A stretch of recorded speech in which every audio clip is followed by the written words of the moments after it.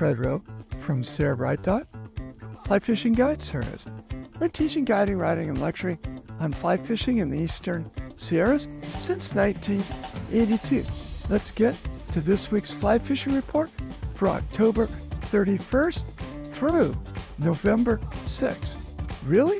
We're into November already? Hard to believe the year's gone by.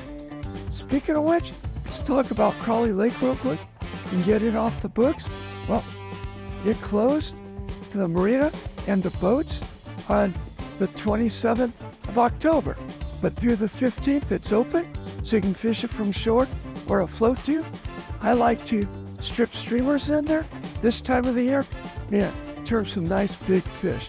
So, got a float tube, you can still do the midging. They were doing it up on the north end of the lake with the boats until the end of the season. Okay, let's head up to the upper Owens River. Well, it's fishing good. If you know what you're doing and you get a little luck on your side, there's some big fish to be had out there.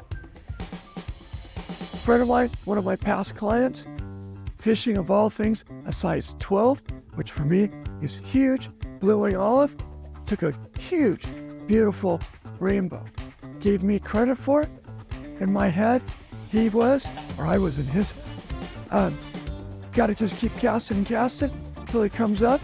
Had a grab, missed him, put the fly back in there 50 times. He came up, hooked him, landed him. 22 inch rainbow easily. Might have even gone 24. Streamers, we're fishing those now up in the upper Owens. Been using size 6 or 10, medium or small, what I call streamers. We're using slump busters, olive matukas, olive woolly buggers, black woolly buggers, or whatever your favorite streamer is up there. Cast them downstream, strip them upstream. The hits are hard.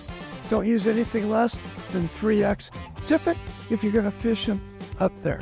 Then there's been an awesome blueing olive hatch in a size 20 from about 1 o'clock to 3 o'clock using blueing olive parachutes, variety of those kind of patterns, and doing really, really well.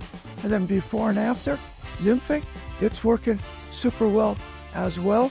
We're using size 18 beadhead flashback pheasant tails and size 18 olive quilldagons. Okay, let's go over to Hot Creek. Well, when the wind's not blowing, Hot Creek is fun. It's been good. We're using a dry and a dropper there.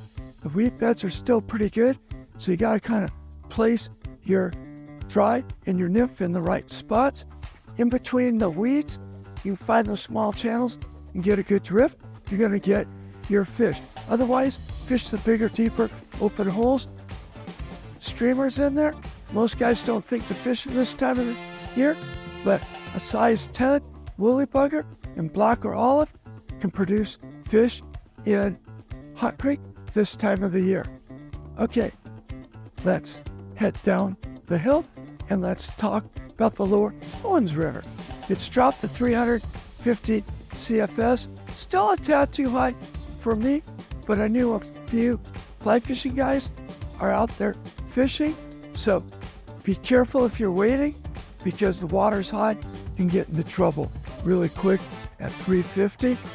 I won't take clients out there until it drops under 300, and I really like it under 250 to safely weight them.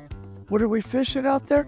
Well, we're nymphing, Euro nymphing, or we're going to indicator nymph, size 18 beadhead flashback pheasant tails, size 16 hotspot pheasant tails, size 18 olive quilldagons, and then we're using a few streamers out there.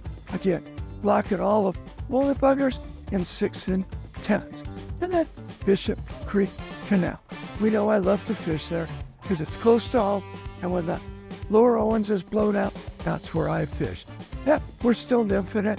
Same old, beadhead flashback, pheasant tails, beadhead flashback, gold rift hare's ears, 16-18s, olive quilldagons, hotspot pheasant tails, 16s and 18s, and then we're using the stoner nymph and the green gold prince sniff in size 12. And we're getting browns and stalker rainbows in there.